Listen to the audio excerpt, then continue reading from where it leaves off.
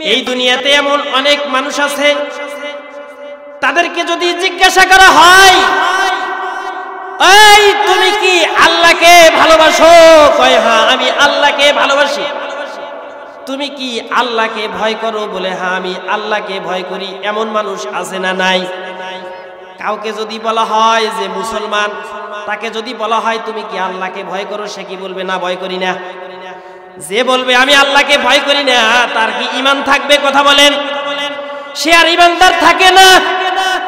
মুসলমান যে, তাকে যদি জিজ্ঞাসা করা হয় তুমি কি আল্লাহকে ভয় করো, সে বলবে হ্যাঁ অবশ্যই আমি আল্লাহকে ভয় করি।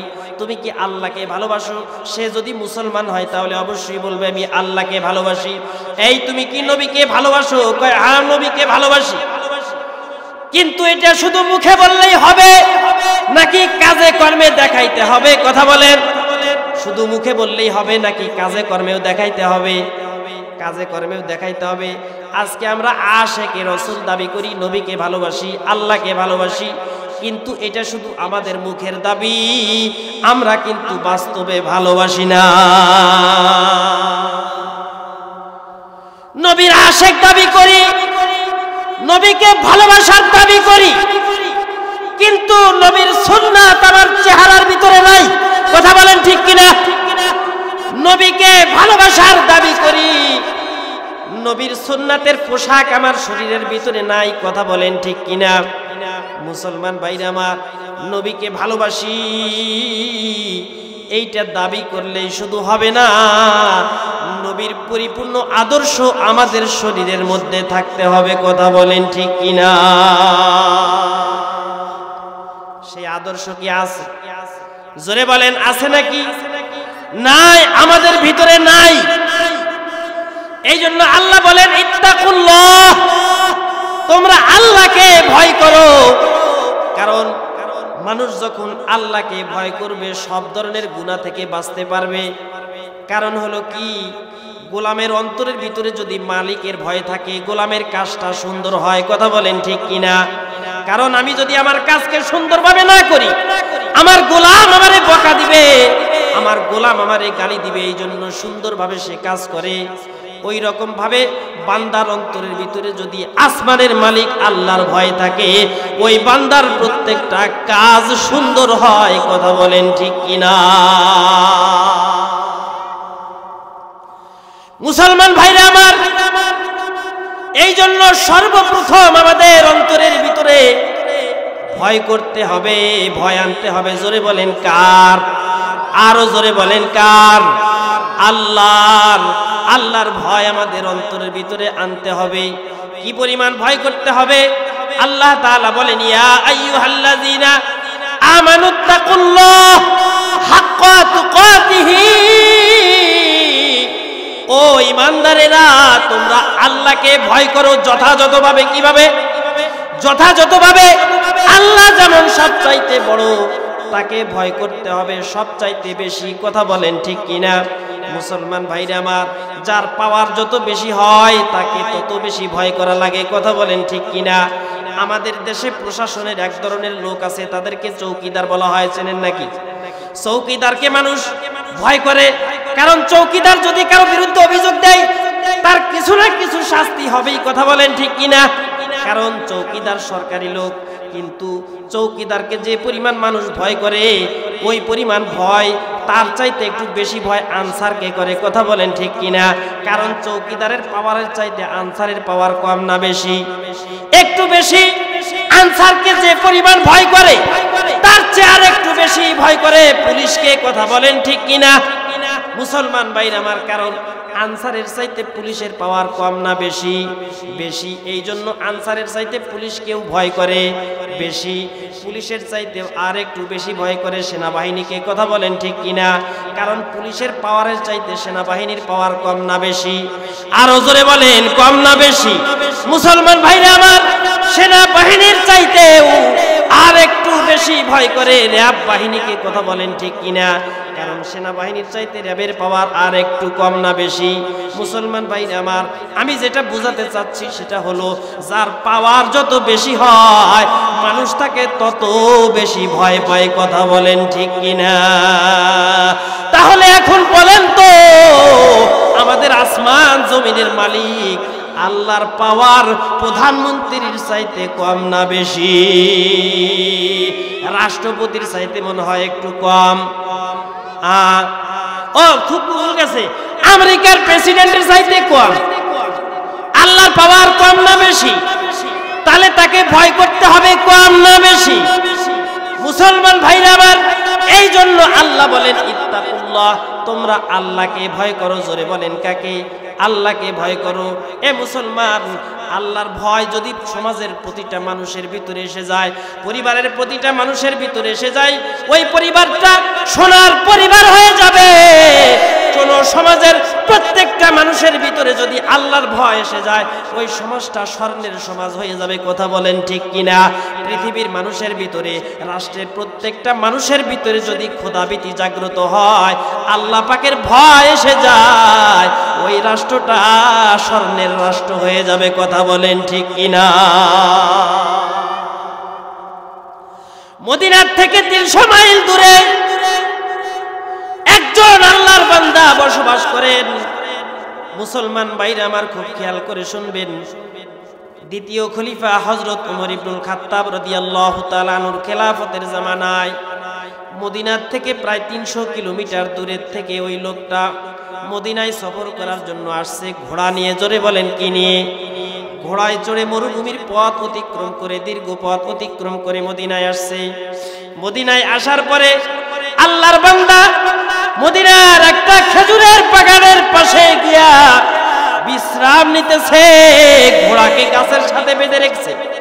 গাছের সাথে ঘোড়াকে বেঁধে রেখে আল্লাহর বান্দা বিশ্রাম নিতেছে। আল্লাহর বান্দা ঘুমায় গেছে, কারণ বহুদূর পথ অতিক্রম করে আসছে। ও মুসলমান, খুব খেয়াল করে শুনবেন। আল্লাহর বান্দা দীর্ঘ পথ অতিক্রম করে মদিনায় আসছে। মদিনায় আসার পরে আল্লাহর বান্দা একটি খেজুর বাগানের ভিতরে পাশের একটা গাছের সাথে ঘোড়াকে বেঁধে রেখে ঘুমায় গেছে। পাশে আরেকটা ছোট্ট খেজুরের বাগান লাগানো ছিল। ছোট ছোট খেজুরের গাছ কেবলমাত্র বাগানে চারা দেওয়া হয়েছে, লাগানো হয়েছে বিশাল বাগান। ও মুসলমান, ওই বাগানের মালিকটা ছিল একজন বৃদ্ধ মানুষ। এই বান্দা যখন ঘুমায় গেছে, ওই ঘোড়াটা রশি ছিঁড়ে ওই যে ছোট ছোট খেজুরের বাগান লাগানো, গাছ লাগানো যে বাগান ছিল, ওই বাগানের মধ্যে গিয়া অনেকগুলি গাছ নষ্ট করছে। বাগানের মালিক চলে আসছে। বাগানের মালিক আসার পরে তাকায় দেখেন বাগানের অনেক গাছ এই ঘোড়া নষ্ট করে ফেলাইছে। এই ঘোড়াকে ধাওয়া করার জন্য ওই বৃদ্ধ লোক কি করছে, একটা পাথর খণ্ড হাতে নিয়ে ঘোড়ার দিকে নিক্ষেপ করছে। ও মুসলমান, ঘোড়ার দিকে যখন এই পাথরটা নিক্ষেপ করছে, ঘোড়াটা সঙ্গে সঙ্গে এমন একটার বেয়া জায়গায় ওই পাথরটা লেগে ঘোড়াটা জমিনের মধ্যে পড়ে গেছে। শুধু পড়েই যায় না, সঙ্গে সঙ্গে ঘোড়াটা দুনিয়ার থেকে বিদায় নিয়ে চলে গেছে। যুবক ঘুমের থেকে জাগ্রত হয়ে গেছে। জাগ্রত হয়ে যাওয়ার পরে দেখে যে তার পাশে ঘোড়া বাঁধা ছিল, ঘোড়াটা নাই। কি ব্যাপার, ঘোড়া কোথায় গেল? কারণ লম্বা পথ, মরুভূমির পথ অতিক্রম করে আসছে, ঘোড়া ছাড়া আর কোনো বাহন নাই। মুসলমান ভাইরা আমার, ঘুমের থেকে জাগ্রত হওয়ার পরে দেখে কি ব্যাপার, পাশে ঘোড়া বাঁধা নাই। কোথায় গেল? ঘোড়া খুঁজতে খুঁজতে, ঘোড়া খোঁজার জন্য বের হয়েছে। ঘোড়া খুঁজতে খুঁজতে এক পর্যায়ে ওই বাগানের কাছে চলে গেছে। বাগানের ভিতরে গিয়া দেখে তার ঘোড়াটা জমিনের মধ্যে শুয়ে আছে, কিন্তু শুয়ে নাই, ঘোড়াটা মৃত্যুবরণ করছে, দুনিয়া থেকে বিদায় নিয়ে চলে গেছে। পাশেই বৃদ্ধ দাঁড়ানো আছে, ডাকতে বলে, আল্লাহর বান্দা, এই যে আমার ঘোড়া, আপনি বলেন তো এই ঘোড়াটাকে কে হত্যা করেছে, কে মেরেছে, আমাকে একটু বলেন। বৃদ্ধ চাচা ডাকতে বলে, ও যুবক, এই ঘোড়াটা তো আমি মেরেছি, তবে ইচ্ছাকৃতভাবে মারি নাই। আমি এসে দেখলাম আমার এই নতুন সদ্য লাগানো খেজুরের বাগানটাকে এই ঘোড়াটা এসে অনেকগুলো গাছ নষ্ট করে ফেলেছে। আমার রাগ উঠে গেছে। এই রাগ দমন করতে না পেরে আমি পাথরের একটা টুকরা হাতে নিয়ে এই ঘোড়ার দিকে যখন নিক্ষেপ করেছি, ঘোড়ার এমন একটা জায়গায় লেগেছে, ঘোড়াটা জমিনের মধ্যে পড়ে গেছে। শুধু পড়েই যায় নাই, সঙ্গে সঙ্গে ঘোড়াটা মৃত্যুবরণ করেছে। ও যুবক, শুনে রাখো, তোমার ঘোড়াটাকে আমি কিন্তু ইচ্ছাকৃতভাবে মারি না। চলে যাব। মুসলমান ভাইরা আমার, আল্লাহর বান্দার রাগ উঠে গেছে। আল্লাহর বান্দা ওই বৃদ্ধ লোকটাকে এত জোরে একটা ঘুষি মারছে, একটা কিল মারছে। আল্লাহর বান্দা ঘুষি আর কিল খেয়ে জমিনের মধ্যে পড়ে গেছে। শুধু তাই না, জমিনের মধ্যে পড়ছে তো আল্লাহর ডাকে সাড়া দিয়ে মৃত্যুবরণ করছে। এক পাশে ঘোড়া পড়ে আছে, আরেক পাশে আল্লাহর বান্দা ওই খেজুর বাগানের মালিক বৃদ্ধ মানুষটা পড়ে আছে। দুইটা লাশ পড়ে আছে, একটা হলো ঘোড়ার লাশ, আরেকটা হলো বৃদ্ধ বাবাজির লাশ। দীর্ঘক্ষণ যাবত বৃদ্ধ যখন বাড়িতে না গেছে, বাড়ির লোকেরা পেরেশান হয়ে গেছে। কি ব্যাপার? বৃদ্ধের ছেলে মেয়েরা পেরেশান হয়ে গেছে। আমার বাবা দীর্ঘক্ষণ আগে গেছে বাগান দেখতে, এখনো পর্যন্ত আসে না কেন? বৃদ্ধকে খোঁজার জন্য তার সন্তানেরা বের হয়েছে। 2 সন্তান। জোরে বলেন, কয় সন্তান? 2টা সন্তান বৃদ্ধকে খোঁজার জন্য বের হয়েছে। মুসলমান ভাইরা আমার, খুঁজতে খুঁজতে বাগানে চলে আসছে। আসার পরে দেখে একটা মর্মান্তিক একটা দৃশ্য। এক পাশে ঘোড়া পড়ে আছে, আরেক পাশে তার বাবা শুয়ে আছে। তার মানে হলো তার বাবার লাশ পড়ে আছে। পাশে ওই যুবকটা দাঁড়ানো আছে। ও মুসলমান, যুবক যদি চাইতো সে কিন্তু ওখান থেকে পালাইতে পারত, কিন্তু পালায় নাই। আল্লাহর বান্দা মনে মনে ভাবলেন, আমি যদি এই মুহূর্তে পালাই তাহলে তো পালাইতে পারবো, কিন্তু এই বান্দার জন্য আল্লাহর আদালতে তাকে জিজ্ঞাসা করা হবে নাকি হবে না? কথা বলেন, হবে নাকি হবে না? এ মুসলমান, অন্যায় ভাবে যদি কেউ কাউকে মারে তাহলে তার জন্য আল্লাহর আদালতে জবাবদিহি করতে কি হবে না? ও মুসলমান, এই যে গত কয়েক বছর যাবত এবং বিশেষভাবে এই যে কোটা সংস্কার আন্দোলনে যাদেরকে গুলি করে আরো বিভিন্নভাবে নির্যাতন করে যাদেরকে মারা হয়েছে, যারা মারছে, জোরে বলেন, তাদেরকে আল্লাহর আদালতে জবাব দেওয়ার দরকার আছে না নাই? তাদেরকে আল্লাহর আদালতে তোলা হবে নাকি হবে না? কথা বলেন, হবে নাকি হবে না? এ মুসলমান, আল্লাহর বান্দা মনে মনে ভাবলেন, আমি তো তাকে মারলাম, আমি তো তাকে মারার নিয়তে মারি নাই, রাগ উঠে গেছিল, এই জন্য তাকে কষ্ট দেওয়ার জন্য মারছি, কিন্তু হঠাৎ করে সে মারা গেল। ঠিক আছে, দুনিয়াতে যদি আমার বিচার হয় আমি দুনিয়ার বিচার মেনে নিব, তবুও আল্লাহর আদালতে অপরাধী হিসাবে দাঁড়াবো না। কারণ হলো কি? কারণ হলো আল্লাহর বান্দা যুবকের অন্তরের ভিতরে আল্লাহর ভয় আছে। জোরে বলেন, কার ভয়? আরো জোরে বলেন, কার ভয়? আল্লাহর ভয় যুবকের অন্তরের ভিতরে আছে। এই জন্য মানুষকে হত্যা করার পরে ওখান থেকে পালায় নাই। মুসলমান ভাইরা আমার, আল্লাহর বান্দা ওখানেই দাঁড়ায় আছে। বৃদ্ধের 2 সন্তান এসে জিজ্ঞাসা করে, যুবক, আমার বাবার লাশ দেখতেছি, পাশে আবার আরেকটা ঘোড়ার লাশ দেখতেছি, ঘটনা কি? আমার বাবার হত্যাকারীকে কে? আমার বাবাকে হত্যা করছে।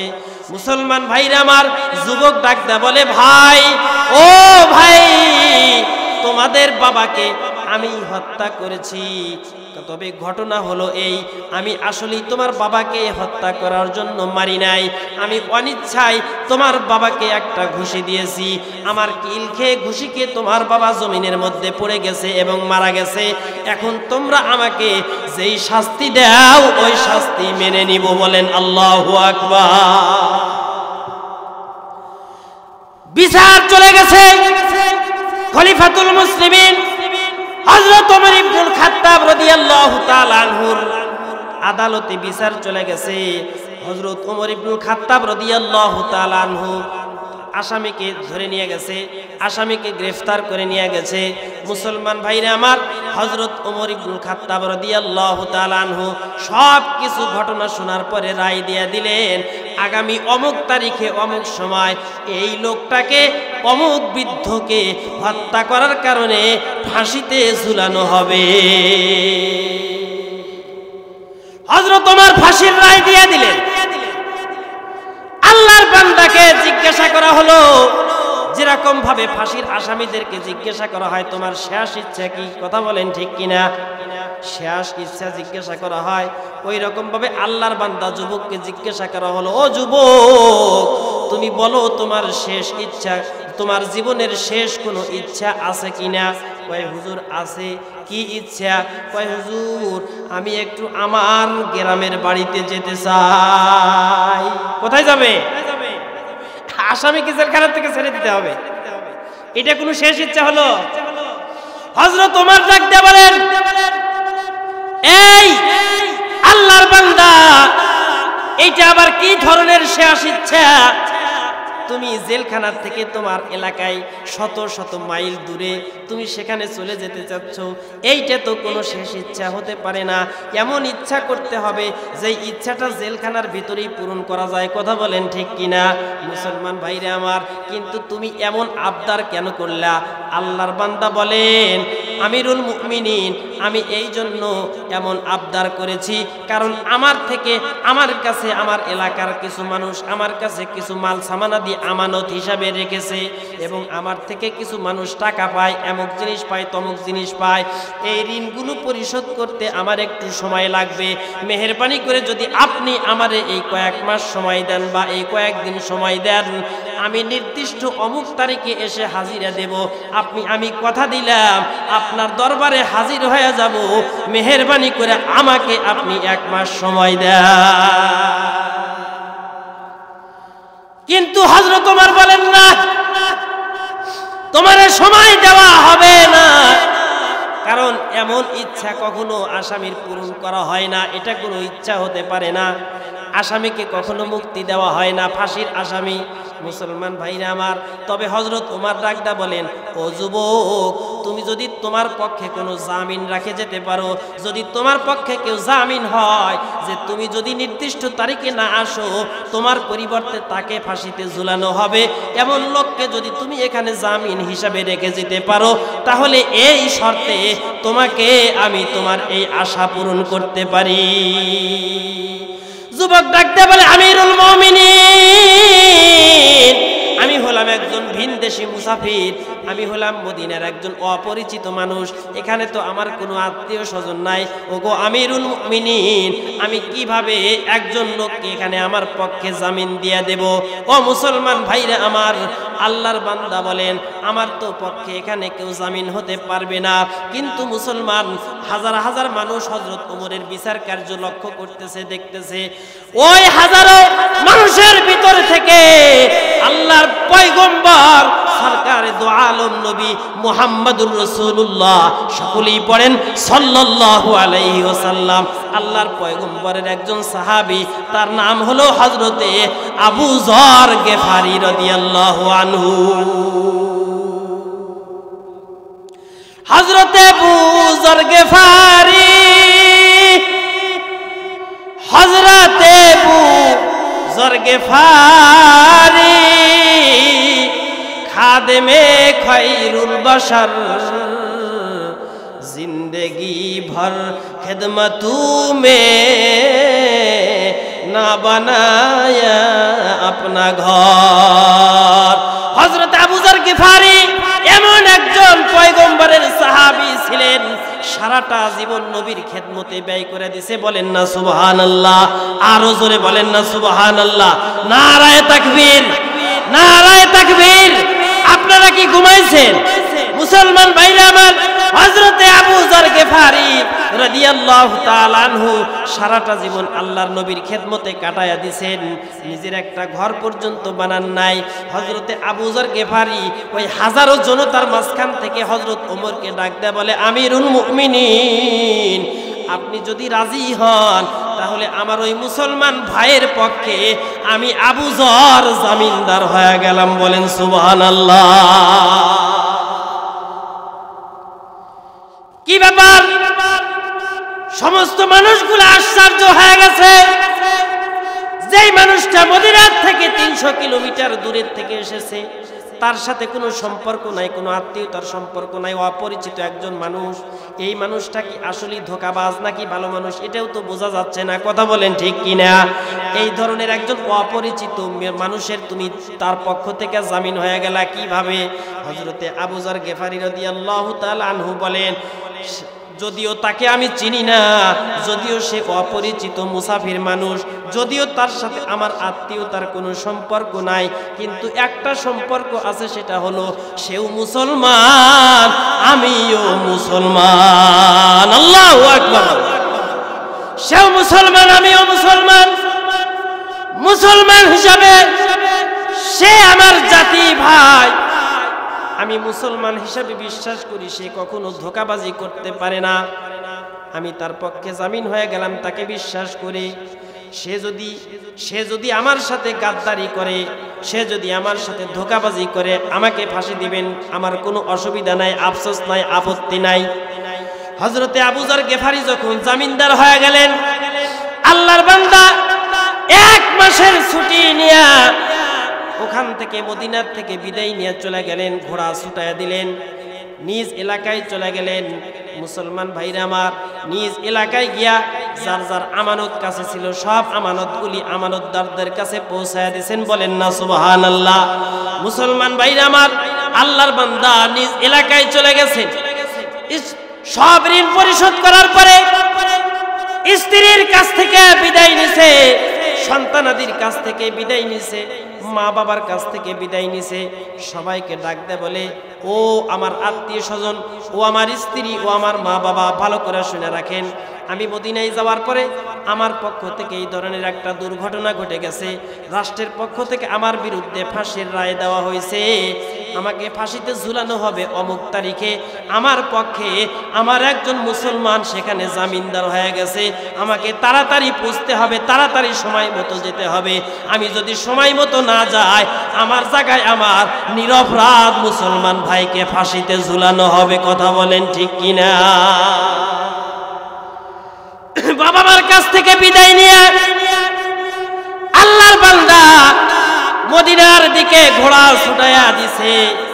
ও মুসলমান ভাইরা আমার, খুব খেয়াল করে শুনবেন, আল্লাহর বান্দা দ্রুত বেগে ঘোড়া ছুটাইয়া দিছে, মদিনার দিকে আসতেছে। এদিক থেকে সময় বেশি নাই, নির্দিষ্ট তারিখ এসে গেছে। হাজার হাজার মানুষ হযরত ওমর রাদিয়াল্লাহু তাআলা আনহুর পক্ষ থেকে যে ফাঁসির রায় দেওয়া হয়েছে, এই ফাঁসির তামাশা দেখার জন্য হাজারো মানুষ কি হয়েছে, হাজারো মানুষ সেখানে জড়ো হয়েছে, একত্রিত হয়ে গেছে। কারণ হলো ইসলামী বিচারের বৈশিষ্ট্য হলো, ইসলামে আইনের বৈশিষ্ট্য হলো বিচার হবে হাজারো মানুষের সামনে। কথা বলেন ঠিক কিনা? এখন বিচার হয় এমন একটা রুমের ভিতরে যেখানে 2-3 জন ম্যাজিস্ট্রেট, ব্যারিস্টার, ওই উকিল ছাড়া আর কেউ থাকতে পারে না। এই জন্য কি হয় না হয়, ওই 2-3 জন মানুষ ছাড়া দুনিয়ার আর কোনো মানুষ দেখে না, যে কারণে মানুষের মধ্যে বিচারের কোনো প্রভাব পড়ে না। কথা বলেন ঠিক কিনা? মানুষ যদি বিচার করা দেখতো, মানুষ যদি রায় কার্যকর করা দেখতো, 7 মাথায় যদি কোনো ফাঁসির আসামিকে হাজারো লক্ষ জনতার সামনে যদি ফাঁসিতে ঝুলানো হতো, ও মুসলমান, 7 মাথার ভিতরে যদি কোনো অন্যায়কারীকে ফাঁসিতে ঝুলানো হয়, জিনাকারীকে ফাঁসিতে ঝুলানো হয়, যদি কোনো মানুষ হত্যাকারীকে ফাঁসিতে ঝুলানো হয়, লক্ষ লক্ষ মানুষের সামনে, লক্ষ লক্ষ মানুষের চোখের সামনে যখন একজন মানুষের তাজা প্রাণ চলে যাবে, এই দৃশ্যটা যখন দেখবে, আগামী 50 বছরের ভিতরে মানুষ কিন্তু অন্যায় করতে ভয় পাবে। কথা বলেন ঠিক কিনা? কিন্তু এখন বিচার হয় একবারে, মানে গ্লাস, থাই গ্লাস দিয়ে লাগানো, পর্দা দিয়ে লাগানো, এমন একটা রুমের মধ্যে বিচার করে 3-4 জন মানুষ ছাড়া আর কেউ দেখে না। বিচার যখন মানুষ দেখে না, তখন শাস্তি যে কেমন, মরার সময় ও কেমন কেমন করে, এইটা যখন মানুষ দেখে না, তখন ভিতরে আর কোনো ভয়ও, কথা বলেন ঠিক না ঠিক? এই জন্য ইসলামের আইনের একটা বৈশিষ্ট্য হলো, ইসলামী বিচারের একটা বৈশিষ্ট্য হলো, বিচার হবে মানুষের থেকে গোপনে নাকি প্রকাশ্যে। হাজারো মানুষ হযরত ওমরের বিচার দেখার জন্য হাজির হয়ে গেছেন। কিভাবে যুবককে ফাঁসি দেওয়া হবে। যুবক দ্রুত বেগে ঘোড়া ছুটিয়ে মদিনার দিকে আসতেছে। আপনাদের খারাপ লাগতেছে নাকি? মুসলমান ভাইরা আমার, যুবক দ্রুত বেগে ঘোড়া ছুটিয়ে মদিনার দিকে আসতেছে, মদিনার দিকে আসতেছেন। কিন্তু এই দিক থেকে আল্লাহর বান্দা হযরতে আবু যর গিফারি রাদিয়াল্লাহু তাআলা আনহুকে সরকারি পুলিশ দিয়া তাকে ধরে নিয়ে আসা হয়েছে, ফাঁসির মঞ্চে তাকে নিয়ে যাওয়া হয়েছে। মুসলমান ভাইরা আমার, অল্প কিছুক্ষণ সময় আছে, কিছুক্ষণ পরেই তাকে ফাঁসিতে ঝুলানো হবে। সমস্ত সাহাবায়ে কেরাম উপস্থিত আছে, সকলের চোখের মধ্যে পানি। এমনকি হযরতে ওমর ইবনুল খাত্তাব রাদিয়াল্লাহু তাআলা আনহুর চোখের মধ্যে পানি এসে গেছে। হায়রে, আমি একজন নিরপরাধ মানুষকে মনে হয় ফাঁসি দেওয়া লাগবে, কারণ আমি যাকে 1 মাস আগে ছুটিতে পাঠাইছি সে হয়তোবা ধোঁকাবাজ হতে পারে, সে হয়তোবা যদি সময় মতো না আসে অথবা একেবারেই না আসে, তাহলে তো তার জায়গায় একজন নিরপরাধ আল্লাহর নবীর সাহাবীকে ফাঁসি দেওয়া লাগবে। হযরত ওমরের চোখের মধ্যে পানি, সাহাবায়ে কেরামের চোখের মধ্যে পানি, পুরা পরিবেশটা একটা কান্নার পরিবেশ হয়ে গেছে। ও মুসলমান ভাইরা আমার, পুরা বিচারের ইজলাসটা একদম নীরব নিস্তব্ধ হয়ে গেছে, সকলের চোখের মধ্যে পানি এসে গেছে। হায়রে, একজন নিরপরাধ মানুষকে, আল্লাহর নবীর সাহাবীকে একজন অপরাধীর জায়গায় ফাঁসিতে ঝুলানো হবে। কি ব্যাপার? জল্লাদকে রেডি থাকতে বলা হলো, জল্লাদ তুমি রেডি হয়ে যাও, ফাঁসিতে ঝুলানো হবে। এমন সময় হযরতে আবু যর গিফারি রাদিয়াল্লাহু তাআলা আনহু তাকায়া দেখেন দূর থেকে কি যেন দ্রুত বেগে আসতেছে। বলেন না সুবহানাল্লাহ? আর জোরে বলেন আল্লাহু আকবার। মুসলমান ভাইরা আমার, হযরতে আবু যর গিফারি আমিরুল মুমিনিন হযরত ওমরকে ডাকতে বলেন, ও আমিরুল মুমিনিন, ওই যে তাকায়া দেখেন, আর কিছুক্ষণ সময় একটু অপেক্ষা করেন, ওই যে আমি দেখতে পাচ্ছি দূর থেকে কি যেন দ্রুত বেগে আসতেছে। মুসলমান ভাইরা আমার, হযরতে আবু যর গিফারি রাদিয়াল্লাহু তাআলা আনহু যখন এই কথা বললেন, সমস্ত মানুষগুলো ওই দিকে তাকায়া দেখেন, হ্যাঁ কি যেন দ্রুত বেগে আসতেছে। যখন আস্তে আস্তে কাছে চলে আসলো, দেখা গেল ওই লোকটাই চলে আসছে। বলেন না সুবহানাল্লাহ? মুসলমান ভাইরা আমার, ওই লোকটা যখন চলে আসছে, আসার পরে এখন সবার যাদের চোখের মধ্যে পানি ছিল, এখন সবার চোখে মুখে হাসি দেখা যায়। বলেন না সুবহানাল্লাহ? সবার মুখ চেহারার ভিতরে হাসি আইসা গেছে। এ মুসলমান ভাইরা আমার, আল্লাহর বান্দা হাজির হয়ে সঙ্গে সঙ্গে হযরতে আবু যর গিফারি রাদিয়াল্লাহু তাআলা আনহুকে ফাঁসির কাষ্ঠ থেকে নামায়া এনে বুকের মধ্যে জড়ায় ধরে বলে, ভাই, আমি বড় অন্যায় করেছি, আমি বড় অপরাধ করেছি। তুমি আমার জায়গায়, তুমি একটা নিরপরাধ মানুষ, তুমি আমার পক্ষে জামিন হয়েছিলা, আমার পক্ষে তোমাকে আজকে ফাঁসিতে ঝুলানো লাগতো যদি আমার আর একটু দেরি হয়ে যাইতো। তবে আমি ইচ্ছাকৃতভাবে দেরি করি নাই। আমি যখন বাড়ির থেকে রওনা দিছি, রাস্তার মধ্যে আসার পরে আমার ঘোড়ার জিনটা, গদিটা নষ্ট হয়ে যায়, পাদানিটা নষ্ট হয়ে যায়। এইটা সেরে আসতে আসতে, এইটা মেরামত করার কারণে রাস্তার ভিতরে আমার দেরি হয়ে যায়। এই জন্য নির্দিষ্ট সময় আসতে পারি নাই, আমি সবার কাছে মাপ চাই।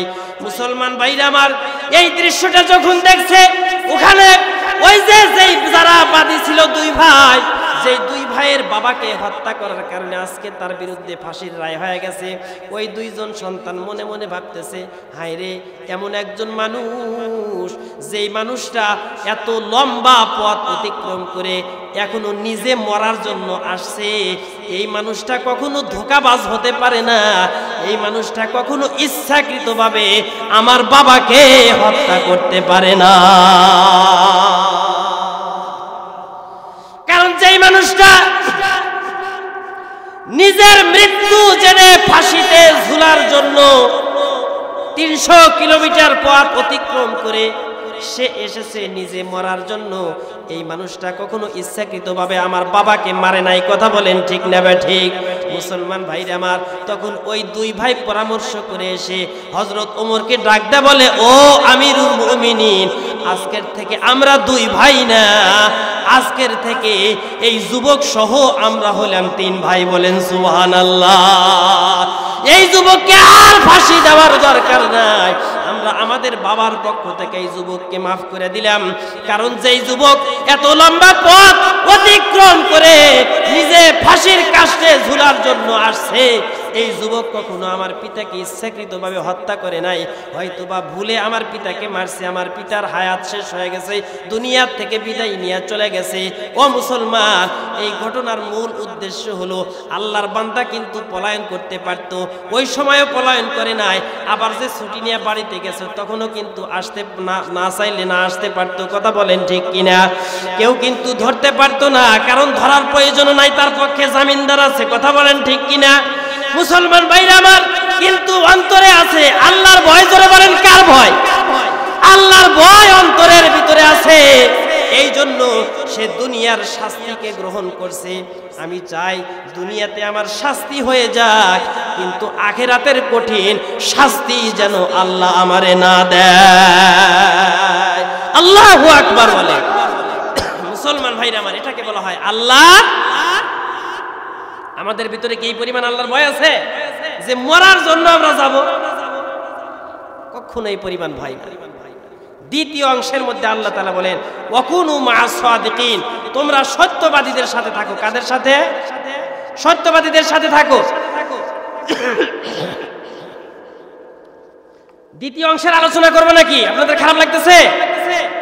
হ্যাঁ, আল্লাহ তাআলা বলেন ওয়াকুনু মা'আস সাদিকিন, সত্যবাদীদের সাথে থাকো। কেন? সত্যবাদীদের সাথে থাকলে তুমিও ধীরে ধীরে কি হবে? সত্যবাদী। কারণ চোরের সাথে থাকলে কি হয়? চোর হয়। বাটপারের সাথে থাকলে বাটপার হয়, আর ভালো মানুষের সাথে থাকলে ভালো মানুষ হয়। এই জন্য আল্লাহ তাআলা বলেন ওয়াকুনু মা'আস সাদিকিন, তোমরা সত্যবাদীদের সাথে থাকো, তাহলে তোমরাও ধীরে ধীরে কি হয়ে যাবে? সত্যবাদী। হযরত শেখ সাদি একবার গোসলখানার মধ্যে গেছে। গোসলখানার মধ্যে যাওয়ার পরে দেখে একটা মাটির একটা টুকরা হাতে নিছে। গোলে খুশবু এ দর হাম্মামে রোজে, গোলে খুশবু এ দর হাম্মামে রোজে, রসিদ আজদাস্তে মাহবুবে বদাস্তম, বধু গুফতম কেমেশকে আবিরে, ইয়াজবুয়ে দেলাউইজে তুমাস্তম বা গুফতামান, গোলে না চিজে বুদাম বা গুফতামান, গোলে না চিজে বুদাম, ওয়ালেকিন মুদ্দতে বাগল নশিস্তাম, ওয়ালেকিন মুদ্দতে বাগল নশিস্তাম। হযরত শেখ সাদি রহমতুল্লাহ আলাইহি গোসলখানার ভিতরে গেছে। গোসলখানার ভিতরে মাটির একটা টুকরা হাতের মধ্যে নিয়ে দেখে ওই মাটির ভিতর থেকে গোলাপ ফুলের একটা সুঘ্রাণ আসতেছে। মাটিকে জিজ্ঞাসা করছে, মাটি তুমি কি মেশকো আম্বর নাকি কস্তুরী নাকি কোন দোকানের সুঘ্রাণ? তুমি তোমার ভিতর থেকে কেন এত সুঘ্রাণ আসতেছে? আমি তো তোমার প্রতি আকৃষ্ট হয়ে গেছি। সঙ্গে সঙ্গে মাটির জবান খুলে গেছে। বলেন সুবহানাল্লাহ। মাটি কথা বলতে পারে নাকি পারে না? জোরে বলেন। কথা বলার শক্তি দেয় কে? মাহফিল থেকে উঠে যাওয়ার শক্তি দেয় কে? মুসলমান ভাইরা আমার, মাহফিলে বসে রাখার শক্তি দেয় কে? এ মুসলমান, মাটির জবান খুলে গেছে। মাটির জবান খুলে যাওয়ার পরে শেখ সাদিকে ডাক দেয়, বলে ও শেখ সাদি, আমাকে তুমি যে মাটি দেখতেছো, আমি আসলেই মাটি। আমি মেশকো আম্বর না, আমি কোনো কস্তুরীও না, আমি কোনো দোকানের পারফিউমস না, আমি কোনো আতর না। তবে আমার ভিতর থেকে কেন সুঘ্রাণ বাহির হয়? কারণ আমার বুকের উপরে একটা গোলাপ ফুলের গাছ আছে। জোরে বলেন কিসের গাছ? গোলাপ ফুলের গাছ। মাটি ডাকতে বলেন, আমার বুকের উপরে একটা গোলাপ ফুলের গাছ আছে। শীতকালে শিশির ভেজা পানি যখন সর্বপ্রথম এই গোলাপ ফুলের উপরে পড়ে, এই গোলাপ ফুলের সাথে মিশা পানি যখন আমি মাটির বুকের উপরে পড়ে, ওই যে গোলাপ ফুলের সাথে মিশা পানিটা গোলাপ ফুলের সাথে মিশার কারণে তার ভিতরে একটা গোলাপ ফুলের ঘ্রাণ এসে গেছে। ওই ঘ্রাণযুক্ত পানি যখন আমি মাটির বুকের উপরে পড়ে, ওই গোলাপ ফুলের সাথে ঘ্রাণযুক্ত পানির সাথে আমি মাটি মেশার কারণে আমি মাটির মধ্যেও সুঘ্রাণ হয়ে গেছে। বলেন সুবহানাল্লাহ। জামালে হামনশি দরমান আসরকার, জামালে হামনশি দরমান আসরকার, ওয়াগার নামান হামা খাকম কে হাস্তম, ওয়াগার নামান হামা খাকম কে হাস্তম। ও শেখ সাদি, আমাকে তুমি যেরকম দেখতেছো মাটি, আমি কিন্তু আসলেই মাটি। আমি কিন্তু কোনো দোকানের পারফিউমস না, আমি কিন্তু কোনো দোকানের আতর না। আমাকে তুমি যেমন কি দেখতেছো, আমাকে যেমন মাটি দেখতেছো, আমি আসলেই মাটি। কিন্তু গোলাপ ফুলের সাথে মেশার কারণে আমার ভিতরে গোলাপ ফুলের মতো সুঘ্রাণ এসে গেছে। ও মুসলমান, হযরতে শেখ সাদি এই কবিতাটা এনে বলেন, গোলাপ ফুলের সাথে মেশার কারণে মাটির ভিতরে যদি গোলাপ ফুলের মতো সুঘ্রাণ এসে যায়, তাহলে যখন কোনো মানুষ ভালো মানুষের সাথে মিশবে, ওই মানুষটাও ভালো মানুষ হয়ে যাবে। কথা বলেন ঠিক কিনা? ভালোবাসার জায়গা মদিনা, ভালো লাগার জায়গা মদিনা। বলেন, ভালোবাসার জায়গা মদিনা, ভালো লাগার জায়গা মদিনা। ভালো লাগার জায়গা মদিনা নাকি মহাস্থান? হ্যাঁ, ভালোবাসার জায়গা মদিনা, ভালো লাগার জায়গা মদিনা। এত সুন্দর জায়গা কোথাও দেখি না, এত সুন্দর জায়গা কোথাও দেখি না। সাজিয়েছেন দয়াল রব্বানা ভালোবাসার জায়গা মদিনা। বলেন, ভালোবাসার জায়গা মদিনা, ভালো লাগার জায়গা মদিনা। কথা বলেন ঠিক কিনা? ভালোবাসার জায়গা মদিনা, ভালো লাগার জায়গা মদিনা। মদিনা শরীফে নূরের খাজিনা, মদিনা শরীফে নূরের খাজিনা। আশিক ছাড়া অন্য বুঝে না, ভালো লাগার জায়গা মদিনা। বলেন, ভালো লাগার জায়গা মদিনা, ভালোবাসার জায়গা মদিনা। ভালো লাগার জায়গা মদিনা, ভালোবাসার জায়গা মদিনা। একদিন কবর যাব কেউ তো যাবে না, একদিন কবর যাব কেউ তো যাবে না। যাবে আমার শাহে মদিনা, ভালো লাগার জায়গা মদিনা। বলেন, ভালো লাগার জায়গা মদিনা, ভালোবাসার জায়গা মদিনা, ভালোবাসার জায়গা মদিনা। যতই দরুদ পড়ি তৃপ্তি মিটে না, যতই দরুদ পড়ি তৃপ্তি মিটে না। সুন্নাতে ওয়া শান্তি থাকে না, ভালো লাগার জায়গা মদিনা। বলেন, ভালো লাগার জায়গা মদিনা, ভালোবাসার জায়গা মদিনা। ভালো লাগার জায়গা মদিনা, ভালোবাসার জায়গা মদিনা। আমার জীবনে অনেক বেশি গুনাহ, আমার জীবনে অনেক বেশি গুনাহ, তাই হাবিবের কদম ছাড়বো না, ভালো লাগার জায়গা মদিনা। বলেন, ভালো লাগার জায়গা মদিনা, ভালোবাসার জায়গা মদিনা। ভালো লাগার জায়গা মদিনা, ভালোবাসার জায়গা মদিনা। বলেন মারহাবা। ভালো লাগলো নাকি খারাপ লাগলো? মুসলমান ভাইরা আমার, হযরতে শেখ সাদি রহমতুল্লাহ আলাইহি মাটির একটা টুকরাকে হাতের মধ্যে নিয়ে বলেন, মাটি রে, মাটি তোমার ভিতর থেকে কেন এত সুঘ্রাণ আসে? মাটি বলে, গোলাপ ফুলের সাথে মেশার কারণে আমার ভিতরে সুঘ্রাণ আসছে। বলেন না সুবহানাল্লাহ। হযরত জুনায়েদ বাগদাদির ঘরের ভিতরে চোর ঢুকছে। জোরে বলেন, কার ঘরে? জুনায়েদ বাগদাদি নাম শুনছেন কোনদিন? জুনায়েদ বাগদাদির ঘরের মধ্যে চোর ঢুকছে। জুনায়েদ বাগদাদির ঘরের মধ্যে, এই যে মজার ঘটনা, চলে গেলে লস হবে। আপনারা চলে যাবেন নাকি? চলে যান না, মজার ঘটনা করছি।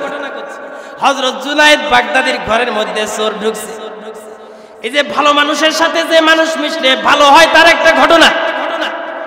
চোর ঢুকছে, কিন্তু হুজুর মানুষের ঘরে কি বেশি কিছু থাকে নাকি? কথা বলেন। এই যে ভাত খাওয়ার 2টা থালি, পানি খাওয়ার একটা জগ, আর এই যে শীতের দিনের কম্বল, ইহা ছাড়া আর হুজুরের নাই কোনো সম্বল। কথা বলেন ঠিক কিনা?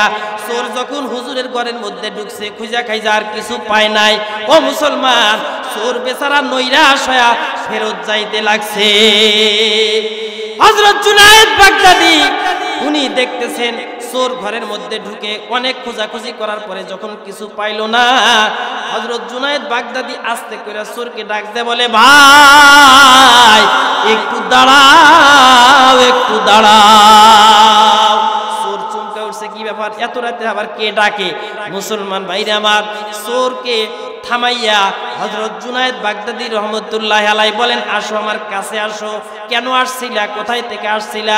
কয় হুজুর অমুক জায়গা থেকে আসছিলাম, বড় কষ্ট করে শীত কাটলাম, আমি বড় কষ্ট করে আপনার ঘরের মধ্যে ঢুকলাম, কিন্তু অনেক খোঁজাখুঁজি করার পরে আপনার ঘরে থেকে নেওয়ার মতো কোনো জিনিস পাই না। তাহলে কি করা যায়? অনেক কষ্ট করছো কিন্তু কিছুই পাও নাই, আমারও মনে মনে খুব কষ্ট লাগতেছে, তুমি এত কষ্ট করলা কি? জুনায়েদ বাগদাদী রহমতুল্লাহ আলাইহি উনি তখন কি করলেন, ঘরের কোণার থেকে একটা বদনা নিয়ে এসে ওই চোরের হাতে দিয়া বলেন, চোর, আল্লাহর বান্দারে, এই যে আমার ঘরে নেওয়ার মতো কোনো জিনিস পাও নাই, পাইবাও না, আমার ঘরে এই বদনা ছাড়া আর কিছু না। অনেক কষ্ট করছো, এই কষ্টের কারণে আমি নিজেই তোমাকে এই বদনাটা হাদিয়া দিয়ে দিলাম, বদনাটা নিয়ে যাও। বলেন না সুবহানাল্লাহ। মুসলমান ভাইরা আমার, চোর কয়, হুজুর এই বদনা নিয়ে আমি কি করব, এই বদনা দিয়ে কি করে? হযরত জুনায়েদ বাগদাদী বলেন, এই বদনা দিয়ে আমিও যা করি তুমিও তাই করবা। বলেন না সুবহানাল্লাহ। চোর বলে, হুজুর এই বদনা দিয়ে আবার আপনি কি করেন? কয়, যদি দেখতে চাও তাহলে আমার সাথে আসো। হযরতে জুনায়েদ বাগদাদী রহমতুল্লাহ আলাইহি চোরকে সাথে নিয়ে বদনা নিয়ে এমন একটা জায়গায় গেছে, ঘটনা কি শ্বাস করে দেব নাকি? এখনই বলবো, বলাই লাগবে নাকি? এই চোরকে নিয়ে কোথায় গেল এটা কি বলবো নাকি? হ্যাঁ হ্যাঁ, আজকে আই, আচ্ছা বলবো তো অবশ্যই, কিন্তু তার আগে আপনারা জানেন আজকের এই মাহফিলটা হলো কিসের উদ্যোগে? মসজিদের উদ্যোগে। তো কি করা লাগবে এটা তো আপনারা বুঝতেছেন, তাই না? এই জন্য বেশি ওয়াজ করে কান্দানোর দরকার নাই, হাসানোর দরকার নাই। আপনারা জানেন যে মাহফিলে গেলে কিছু মালপাতি দিয়ে আসা লাগে, হ্যাঁ, টাকা পয়সা দেওয়া লাগে, হ্যাঁ, মসজিদের আপনারা উন্নতির জন্য আপনাদের সামর্থ্য অনুযায়ী আল্লাহ রাসূল হাদিসের মধ্যে বলেন, মান বানা লিল্লাহি মাসজিদান বানাল্লাহু লাহু বাইতান ফিল জান্নাহ। আল্লাহ রাসূল বলেন, যে ব্যক্তি আল্লাহর সন্তুষ্টির জন্য মসজিদ বানায়, মসজিদ বানানোর কাজে সহযোগিতা করে, মসজিদের কাজে সহযোগিতা করে, আল্লাহ তাআলা তাকে জান্নাতের মধ্যে একটা বিল্ডিং দান করবেন। বলেন সুবহানাল্লাহ। ছোট্ট একটা ঘটনা বলি, বাদশা হারুনুর রশিদ নাম শুনছেন? এই বাদশা হারুনুর রশিদ একবার একটা মসজিদ বানানোর উদ্যোগ নিল। মসজিদ বানানোর উদ্যোগ নেওয়ার পরে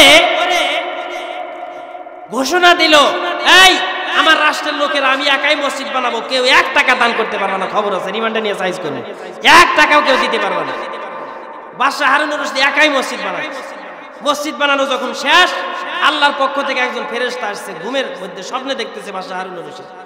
আসার পরে ফেরেশতা বলতেছে, এই বাদশা হারুনুর রশিদ, ওই বাদশা হারুনুর রশিদ আমাগরে বাদশার মতো না, যে ওযুর ফরজ কয়টা, গোসলের ফরজ কয়টা জানে না। উনি বড় আলেম ছিল, কি ছিল? কোরআনের হাফেজও ছিল। বলেন সুবহানাল্লাহ। আর আমাগরে বাদশা করে সূরা কুল সূরাই বুঝতে থাকে না, কি বলেন? ও আগরে সংসদে পাঠাইলে কোরআন সুন্নাহর আইন পাস হইব নাকি কোরআন সুন্নাহ আর বাংলাদেশ থেকে 300 কিলোমিটার বেগে দূরে চলে যাবে? মুসলমান ভাইরা আমার, তো বাদশা হারুনুর রশিদের কাছে ফেরেশতা আসছে, আর এগোর কাছে 300 টাকা করে শয়তান এসে বসে থাকে। কথা বলেন ঠিক কিনা? তো ফেরেশতা এসে বলতেছে, বাদশা তুমি তো মসজিদ বানাইলা, আর আল্লাহ তাআলা, আল্লাহ রাসূল বলছেন, যে ব্যক্তি মসজিদ বানায় তাকে আল্লাহ তাআলা জান্নাতের মধ্যে বিল্ডিং দিবে। তুমি এক কাজ করো, তোমারে আল্লাহ তাআলা একটা বিল্ডিং দিছে জান্নাতের মধ্যে, ওই বিল্ডিংটা তোমারে দেখাই নিয়ে আসবে, চলো। বলেন সুবহানাল্লাহ। স্বপ্নের মধ্যে চলে গেছে। স্বপ্নে যাইতে কি টাইম লাগে নাকি? স্বপ্নে মানুষ কত কি খায়, কত জায়গায় যায়। হ্যাঁ, ব্রিজের উপরে উঠে পেশাব করতেছে, পরে উঠে দেখে বিজনে ভিজে গেছে।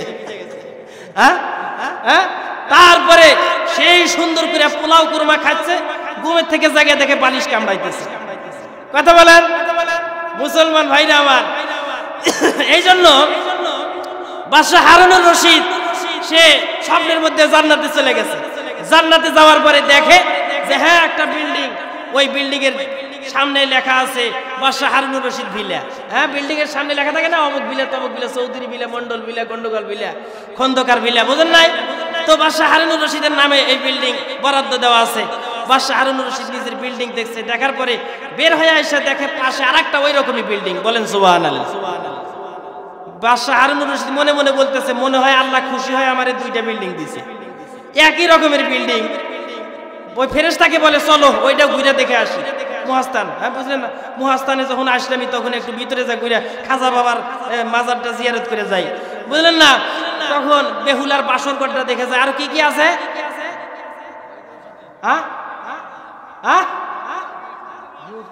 অজিয়ত কুন্ডুল। আচ্ছা, এখানে একবার আসছিলাম আমি হাফ প্যান্ট পরে। আচ্ছা, তো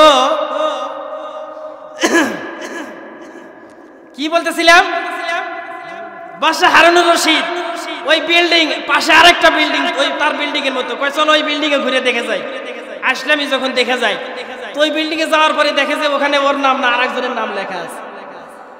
আরেকজনের নাম লেখা আছে ইব্রাহিম বিন মুসা না কি যেন নাম, যাই হোক ওই লোকটা যার নাম লেখা আছে সে হলো ওই মসজিদ বানাইছে যে মিস্ত্রিরা, তার মধ্যে একজন মিস্ত্রির নাম লেখা আছে। বলেন সুবহানাল্লাহ।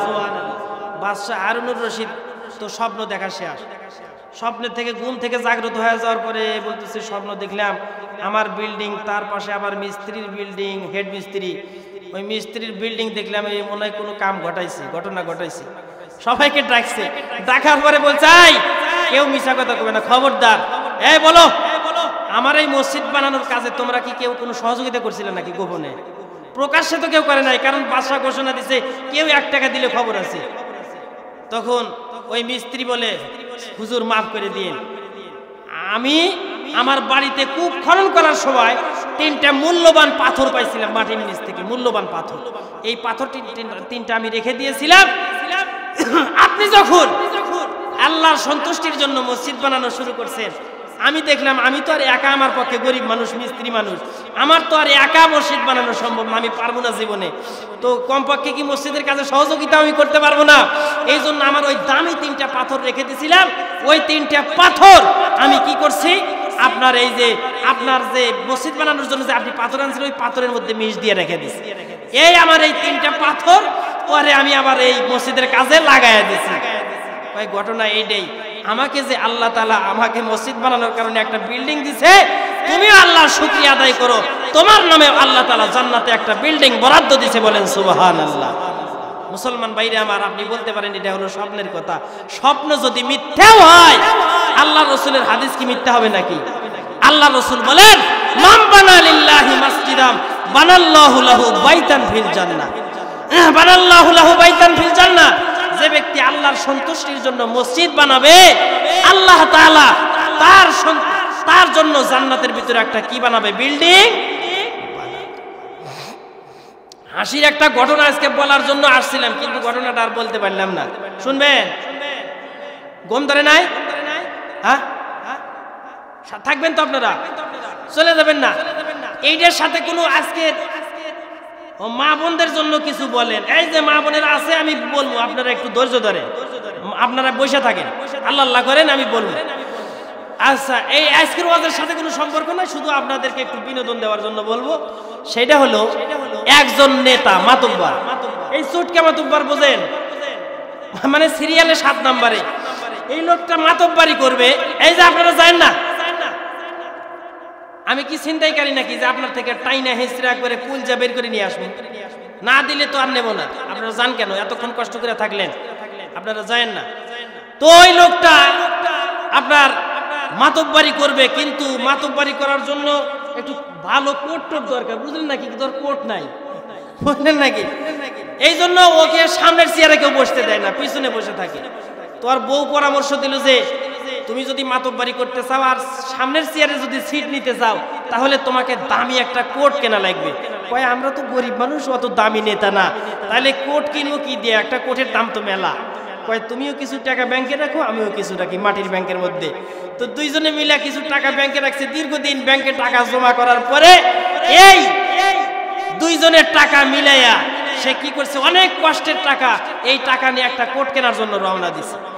এই খবর আবার একটা গ্রামের একটা ছেঁচড়া চোর পাইছে। ওই চোর পকেট মার, বুঝলেন না, ও কয় ওর মাতব্বারগিরি ছুটামু, ওর কোট কেনাম আমি দেখামু, কোট কিনবে, ওর টাকা আমি যেভাবে হোক আমি পকেট কেটে ওর টাকা আমি নেব। ও নিয়ত করে ওর পিছনে লাগছে, বুঝলেন না। কিন্তু এত কষ্টের টাকা ও কি সাধারণ কোনো জায়গায় রাখবে? ও কি করছে, ওই টাকা তো নিচে পায়জামা পড়ছে, পায়জামার নিচে আবার জাঙ্গিয়া পড়ছে, বুঝলেন না, জাঙ্গিয়ার পকেটের ভিতরে রাখে তারপরে ওইটাকে আবার স্ট্যাপলার মেরে দিছে। চোর চোর যেখানে হাত দিক অত দূর তো আর যাবে না, কি বলেন, স্ট্যাপলার মেরে দেওয়ার পরে সে বাজারে গেছে। এমন একটা জায়গায় টাকা রাখলো, তো ওখানে তো হাতও দেওয়া যাবে না। আচ্ছা ঠিক আছে, কোট কিনবো, আর কোট চুরি করবো, তাও এক মাতব্বারি করতে দেবো না, বোঝেন নাই তো। এই চোর ওর পিছনে দামি একটা কোট কিনছে, কোট কিনে এখন এলাকাতে আসছে। ওই চোর ফাঁকের থেকে খালি পকেট মার, খালি ফাঁকের থেকে ফলো করতেছে কিভাবে কোট যখন খুলে রাখবে তখনই ওর কোটটা আমি চুরি করে নিয়ে যাবো, বুঝলেন না। এ এখন কোট যে কিনছে এটা তো এলাকার মানুষকে দেখানো লাগবে, এই জন্য রাত 2টা পর্যন্ত সব বাড়ি বাড়ি যা বল সালাম দিয়ে কোথায় যে কোট কিন্তু কিনে নিয়ে আসলাম, আগামীর থেকে আমার সামনে চেয়ারে সিট দিও। তো রাত 2টার দিকে বাড়িতে আসছে, আসার পরে সে মনে মনে ভাবতেছে যে এত দামি কোট খুলে যে রাখবো যদি কোনো চোর টোর নিয়ে যায়, এই জন্য কোট গায়ে দিয়ে ঘুমাইছে। এই চোর আরো রাগ, কোট যদি খুলে রাখতো তাহলে না চুরি করা যাইতো, এ তো টাকাও নিতে পারলাম না, আমি সারা রাত পরে আর পিছনে পিছনে ঘুরতেছি, এখন কোটটা গায়ে দিয়ে সে ঘুমাইলো। এখন কোট যদি গায়ে দিয়ে ঘুমাইতে কিভাবে চুরি করবো? তারপরে আশা ছাড়ে নাই, তারপরেও আশা ছাড়ে নাই। সে কি করছে, শীতের দিন তো ল্যাপ মড়ি দিয়ে ঘুমাইছে, এখন রাত 2টার দিকে ঘুমাইছে, খুব কঠিন ঘুম। এই সময় সে যায় কি করছে, ল্যাপের নিচ দিয়ে হাত দিয়ে আস্তে আস্তে কোটের বোতাম খুলছে, বুঝলেন না। কোটের বোতাম খোলার পরে আপনার এই চেতন পায়ে গেছে, পায়ে যাওয়ার পরে বলতেছে যে এই কি ব্যাপার, কেউ আসছে নাকি? তারপরে সে আশেপাশে হাতায় দেখে না, এক পাশে তার স্ত্রী আরেক দিকে আছে, তাহলে কে কোটের বোতাম খুললো? যাই হোক, আরেক পাশে হাত দিয়ে আরেকজনের সাথে দেখে, তাহলে মনে হয় চোর ঢুকছে মনে হয়। তো সে কি করছে, কিন্তু চোরকে ধরার জন্য সে আবার ঘুমের ভান ধরছে। ঘুমের ভান ধরে সে মনে করেন যে এই এক পাশ করছে, ওই কোটের এক পাশ খুলে দিছে, হাত সহ খুলে বের করে দিছে, খুলে বের করে দিছে। এখন চোর কি করছে, ওই পাশ মানে আর একটু সুন্দর করে সে কি করছে, নিজের দিকে নিছে। এখন বলছে যে আরেক কাজ যখনই হবে তখন ওই পাশের থেকে টান দিয়ে নিয়ে দৌড় মারি, বুঝলেন না। এখন এইভাবে সে যখন এক পাশ খুলে দিছে, চোর ওই পাশ ধরে আছে, ধরে থাকার পরে সে টানতেছে, এদিক থেকে সে এইদিকে আর ছাড় দিতেছেন, এইদিকে টাইট দিছে, এইদিকে যদি ঢিল দেয়, যদি ওই কাজ হয় তাহলে তো খুলে নিয়ে দৌড় মারবে, বুঝলেন না। কিন্তু চোরকে তো ধরা লাগবে, এই দিক থেকে টাইট দিছে, চোর ওই দিক থেকে টানতেছে, এইভাবে টানাটানি করতে করতে ফজর, টানাটানি করতে করতে যখন ফজর হয়ে গেছে, তখন চোর দেখতেছে এখন তো ফজর হয়ে গেছে, এখন তো মানুষজন আসবে, এখন যদি চিল্লি শুরু করে এখন তো আবার আমার রিমান্ডে নিয়ে সাইজ করবে, এখন কোর্টও তো খোলা যাচ্ছে না, তাহলে কি করা যায়, খালি হাতে ঘুরে যাবো না। সে কয় যে তাহলে আমি আজকে আর বাড়ি থেকে চাউল নিয়ে যাবো, কিনে যাবো চাউল। সে কি করছে, চোরের যে জামা ছিল এই জামাটা খুলে একটা জায়গায় ওই মাতব্বরের মাথার কাছে বিছাইছে, বুঝলেন নাকি, মাতব্বরের মাথার কাছে বিছায়া চাউল আনতে গেছে। যখন চোর চাউল আনতে গেছে তখন মাতব্বরের জামাটা নিয়ে ল্যাবের ভিতরে রাখছে, চোরের জামা চুরি হয়ে গেছে।